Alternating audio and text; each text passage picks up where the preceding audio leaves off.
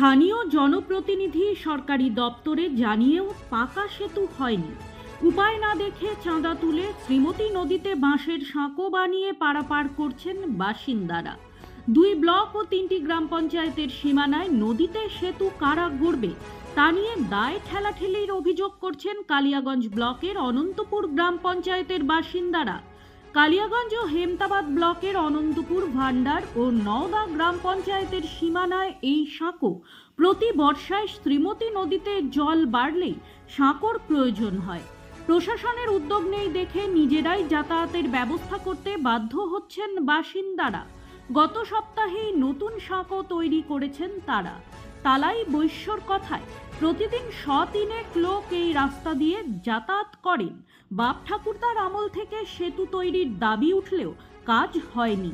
ভোটের প্রচারে এসে নেতারা পাকা সেতু তৈরির প্রতিশ্রুতি দেন, কেউ কাজ করেন না। জমির ফসল ঘরে তোলা থেকে শুরু করে কুকড়ামণি হাট, বিদিশোল হাট, খনার হাটে নিয়ে যেতেও সমস্যা হয়। এছাড়া কালিয়াগঞ্জ শহরের সঙ্গে যোগাযোগ রাখতে বাঁশের সাঁকো তৈরি করা হয়েছে। এলাকার বাসিন্দা তথা অনন্তপুর গ্রাম পঞ্চায়েতের প্রাক্তন সদস্য প্রবীর বৈশ্য সমস্যার কথা স্বীকার করেছেন। তার কথায় এই সেতু অত্যন্ত প্রয়োজন, কারণ হাটে বাজারে যেতে এই রাস্তাই ব্যবহার করা হয়।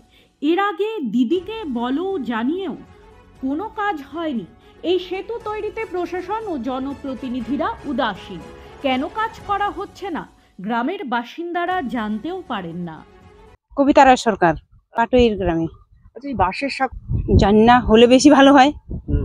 রোজ তো আসি না, মাঝে মধ্যে আসি, তাও পাকা হলে বেশি ভালো হয়, সুবিধা হয়। বাঁশের হ্যাঁ, ভয় তো লাগে, দেখা যাচ্ছে না এখানেই আছে এখন।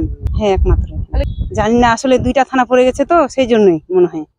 হ্যাঁ, এরকমই হতে পারে, কেউ করছে না, অসুবিধা তো হচ্ছে ভালোই। তালাই অবশ্য 200-250 প্রতিদিন নর্মাল।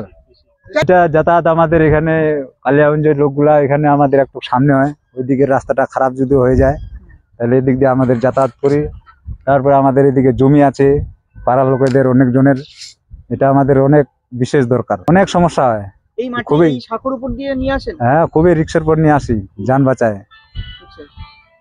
অনেক দিন থেকে আমার বাপ দাদু আমল থেকেই দেখে আসতেছে এইভাবে। নেওয়া যায় না, কি করা যায়, কাজ চালার জন্য আমরা নিয়ে নিচ্ছি, আমাদেরকে যাতায়াত করতে হচ্ছে।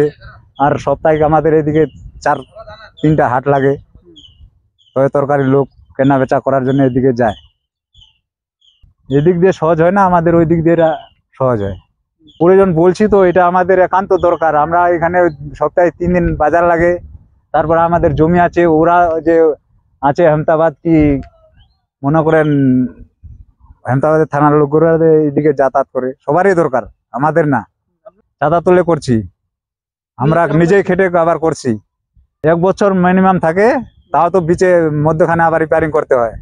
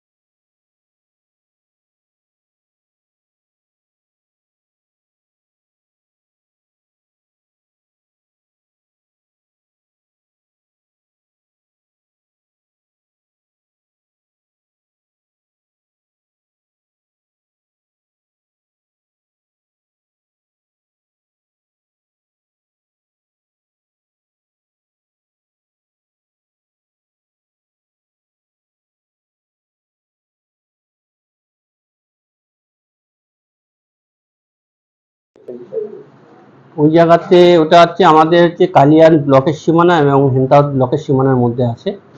বেশি প্রায়টাই হচ্ছে হেমতাবাদ ব্লকের মধ্যে পড়ে। আবার গ্রাম পঞ্চায়েত বলতে গেলে এখানে নওদা গ্রাম পঞ্চায়েত, অনন্তপুর গ্রাম পঞ্চায়েত এবং ভান্ডার গ্রাম পঞ্চায়েতের 3টা গ্রাম পঞ্চায়েতের মধ্যস্থল। এইটা যেটা আপনি বলছেন সেটা আমি বিগত দিনে একবার গিয়েছিলাম, দেখতে গিয়েছিলাম। ওটা আমাদের শ্যামতী নদীর উপরে একটা বাঁশের ধারা আছে, সেই ধারাটা যতদূর সম্ভব জানি কিছু এলাকার লোকে এটা সবাই মিলে হেল্প করে সেই বাঁশের ধারাটা বানায়। যাই হোক, এটা আমাদের নলেজে আছে, সেটা আমরা আলোচনা করে দেখি আমরা কোনো দপ্তর থেকে, সেটা সেই হেমতাবাদ ব্লকই বলেন আর কালিয়াগঞ্জ ব্লকই বলেন, যে কোনো এক ব্লকের মারফত আমাদের কোনো একটা দপ্তর থেকে যেটা করে দেওয়া যায় তার জন্য আমরা ব্যবস্থা করব। ব্যুরো রিপোর্ট, নিউজ বৃত্তান্ত। Wait. So this was your wedding look. Oh my god, Tammy, you look pretty. Dhaka থেকে যখন আইছিলাম এ হগল আমার মা আমারে পরায় দিছিল। It's so authentic, Tammy. I will go for this look. But what about my goina? সাদা রঙের রুমালটিতে গোলাপি রঙের কাজ, সব মিলিয়ে দারুণ হবে নতুন কনের সাজ। আমার গয়না আমার শ্রীঢাকা, শ্রীঢাকা জুয়েলার্স, আভিজাত্যের গয়না।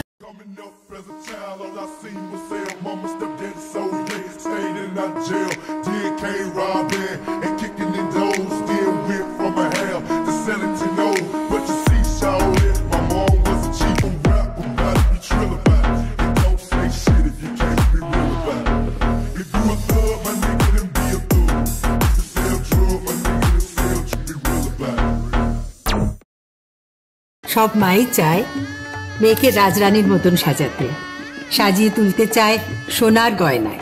ওরিয়েন্ট জুয়েলার্স, সোনা যা সর্বক্ষণের।